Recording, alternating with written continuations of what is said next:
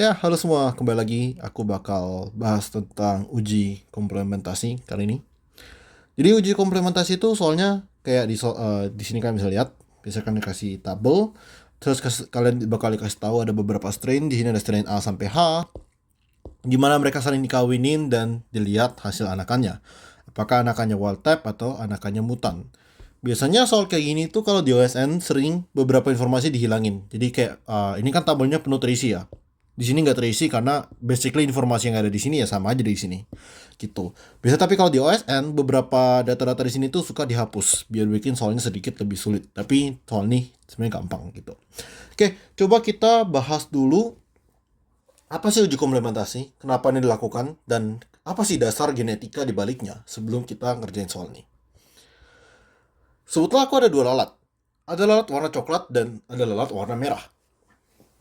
Sebutkan di sini bahwa udah diketahui untuk ngedapatin warna merah, kita butuh dua gen di lalat.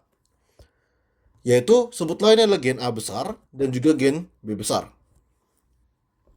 Ketika gen ini ada, pokoknya ada satu A besar atau satu B besar, lalat akan matanya warna merah.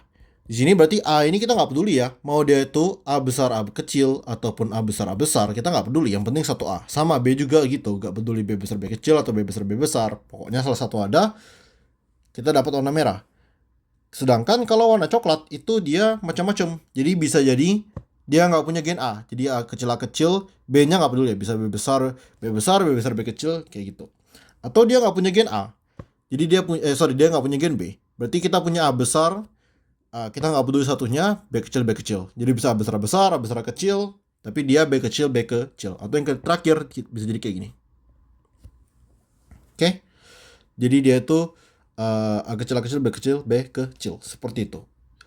Nah, gimana caranya kita mempelajari tentang berapa banyak gen sih yang terpengaruh untuk ngasilin sifat ini? Sekarang sebutlah bahwa ilmuwan bikin beberapa strain, dia ngasilin beberapa strain galur murni dari lalat coklat ini. Jadi sebutlah kita dapat lalat coklat ini pertama, ini yang kedua, ini beda strain. Jadi ini adalah strain 1 dan ini adalah strain 2. Ternyata lalat strain 1 ini punya mutasi pada gen A. Jadi A kecil, B besar karena dia galur murni. Terus lalat strain 2 punya mutasi pada gen B. A besar, B kecil, seperti ini. Gimana kalau misal kita kawinkan kedua lalat ini? Maka kita lihat bahwa gametnya ini kan A kecil B besar. Ya. Sedangkan gamet satunya A kecil A besar B kecil. Kita gabungin maka kita dapat lalat yang A besar A kecil, B besar B kecil. Dalam kata lain, ini adalah lalat yang warnanya merah. Matanya merah. Gitu. Sekarang sebutlah kita ada lalat strain 3 nih ternyata. Di mana lalat strain 3 ini punya mutasi di gen A juga, tapi beda. Jadi sebutlah ini adalah gen A ya, gen 1, gen A. Dia punya beberapa exon, misalnya gitu.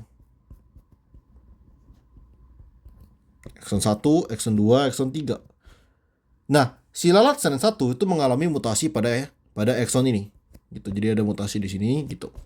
Si lalat strain 3 punya mutasi di gen di ini, exon sini. Jadi ini sama-sama mutasi pada gen A. Tapi mutasinya beda. Mutasi strain 1 sama 3 itu beda. Tapi ya di gen A. Yang menyebabkan gen A ini tidak bisa terekspresi. Jadi nggak ada gen A. Gitu. Sekarang gimana kalau misalnya kita kawinkan strain 1 dan strain 3? Ini gametnya. Maka anaknya apakah warna merah? Enggak ya. Anaknya bakalan A kecil, B besar. Ya dalam kata lain, anaknya juga mata coklat. Maka di sini kita bisa lihat bahwa ketika kita kawinkan dua strain yang memiliki mutasi pada gen yang berbeda, kita akan dapat anakan yang wild type.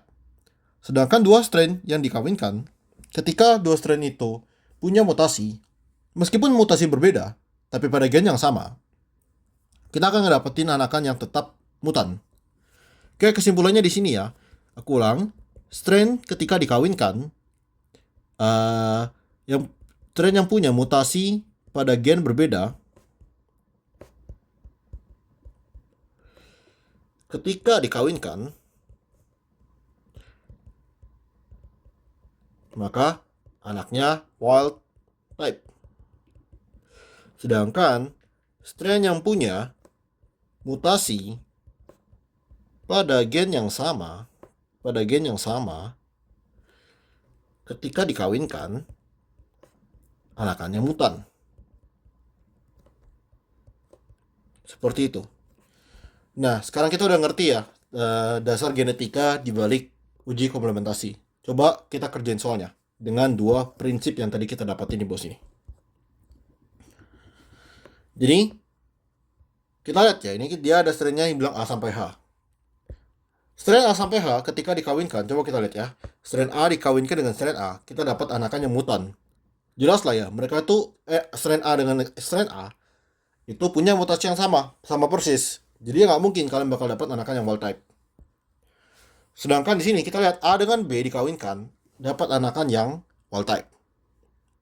Artinya, strain A dan strain B ini mengalami mutasi pada gen yang berbeda. Gitu kan? Jadi di sini kita tahu at least ada 2 gen yang main peran. Gitu. Coba sekarang aku mau bikin kelompok gitu. Kita bikin kelompok, kita bilang kelompok komplementasi.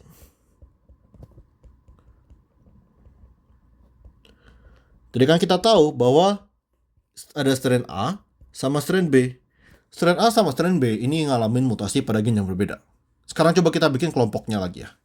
Kita lanjutin. A dikawinkan dengan C, dia tuh ngasilin mutan. Artinya apa?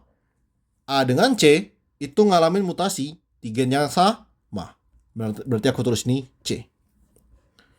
Lanjut, D, A dengan D beda ya. Tapi kita untuk sekarang kita nggak usah tulis dulu, biarin aja dulu. A dengan E gimana? A dengan E sama, berarti masukin kelompok yang sama. Berarti mereka di gen yang sama. Mereka ngalamin mutasi di gen yang sama. A dengan G enggak ya. A dengan H itu mutan. Berarti A, C, E, dan H itu dia ngalamin mutasi pada gen yang sama. Kita bisa lanjut dengan B. B ternyata dia ngalamin mutasi yang sama dengan D. Berarti kita bisa masuk ke sini. B dengan D. Kemudian gimana lagi? F. Ternyata B dengan B, D, dan F itu dia juga sama. Kayak gitu. Terus lanjut. C gimana? C tadi kita udah dapat ya. C itu satu kelompok dengan E dengan H. Ya udah, abaikan. D juga kita udah ada, abaikan. E kita udah ada, abaikan. F juga udah ada, abaikan. Gimana dengan G? G belum ada ya di sini. Kalau kita lihat G dikawinkan dengan G itu mutan, masuk akal. Tapi G dikawinkan dengan siapapun, G dikawinkan dengan semua, ternyata dia itu wild type semua ya. Kita lihat ya, G dikawinkan dengan H, G dikawinkan dengan E, F, D, C, B, A, semua wild type. Artinya G ini ngalamin mutasi pada gen sendiri juga. Berarti kita taruh kelompok baru G di sini. Terakhir H kita udah ada, ya udah coret. Maka di sini kita dapat kelompok komplementasi sebagai berikut: A, C, E, dan H, B, D, dan F, dan G. Ini bisa aku bilang ini adalah gen 1, ini aku bilang gen 2, dan ini aku bilang gen 3. Oke, gampang ya cara kerjanya. Jadi kalian tinggal cari aja kelompok komplementasinya di mana. Kalian bisa dapat jumlah gen yang terpaut di sini. Nah, ini tuh biasanya banyak kasusnya di sini adalah dipakai untuk memahami jalur biosintesis.